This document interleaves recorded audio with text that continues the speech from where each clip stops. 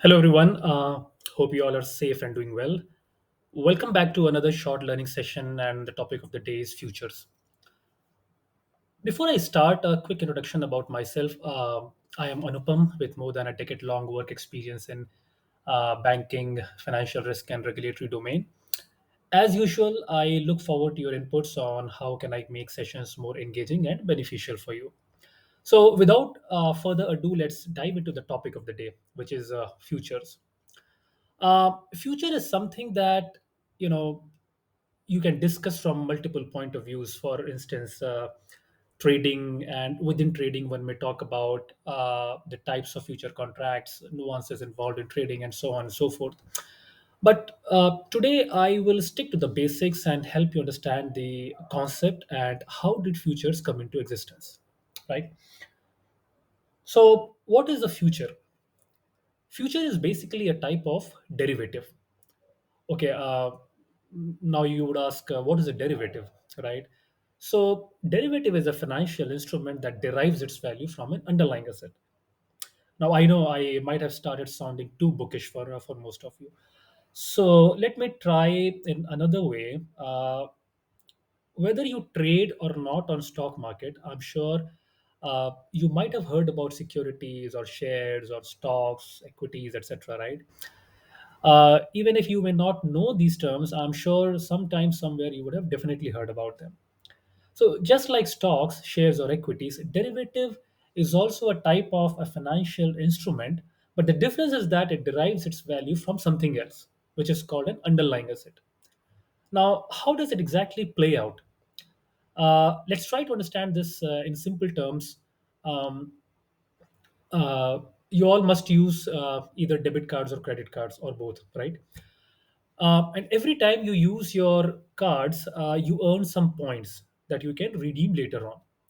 So you're earning points every time you spend something using your debit or credit card. So basically, the points are dependent on your spend, right? Stay with me here. Which means the points are in some or the other way deriving their value from the money that you are spending, right? Likewise, future is a financial instrument, the value of which is tied to an underlying asset, and commonly used underlying assets are stocks, bonds, commodities, currencies, etc.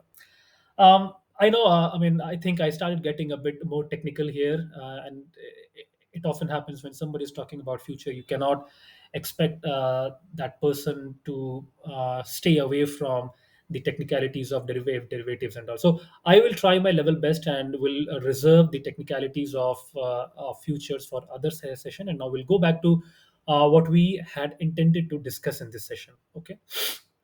So look at the screen now. There is this person A, okay, who is a steel manufacturer. Now, this person has already bought raw materials to sustain production for next few months, but is worried that 2 months down the line the steel prices will go down heavily, and if he were to sell his produce at lower price, he would incur heavy losses. Okay. So this person A starts looking for ways which would allow him to sell the future production of his steel at the current price, right? Or maybe any price that he would want to sell it at. So basically, this person A is looking forward to lock down the price of future production now, and that price is nothing but the current steel price, for the sake of our discussion in this example. Now, in order to do that, he needs a buyer who thinks the other way around, right? So if this person is thinking that the prices will go down in future and he wants to sell the production in future at the current price, which means he would need a buyer on the other side, and that person should believe that the prices of steel would go up in future as opposed to the current price, right? I mean, uh, a typical what is it called, demand and supply rule, right? If you want to supply something, you have to make sure that there is a demand on the other side. Now, On this slide, you will see that Mr. A finds Mr. B. B feels that steel price will go up in future, and so he would want to buy steel in future at a lower price, which here would be the current price as we speak now, right? And then probably this person B will sell it at a higher price per his expectation. Now, I have used the bet word here, which is, I think, wrong. Basically, I think what B is doing here is speculation. Betting to me is a mindless stand that you take on the probability of occurrence of an event, whereas speculation is something which is based on some sort of rational, which may sound irrational to someone else, but still, the root of speculation traces to some sort of rationality, right? Now, what happens next?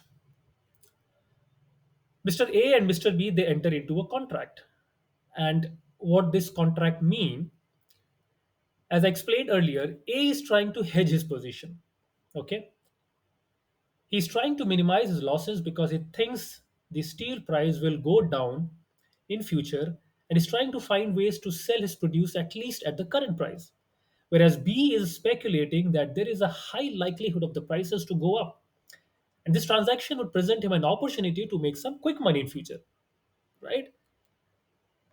So, how would this contract typically look like? It will have details about what time in future both the parties will close their deal, at what price A would sell its produce to B, and other important details. But these are the couple of important things which would form the critical part of any future contract, right? Now, what would happen 2 months down the line?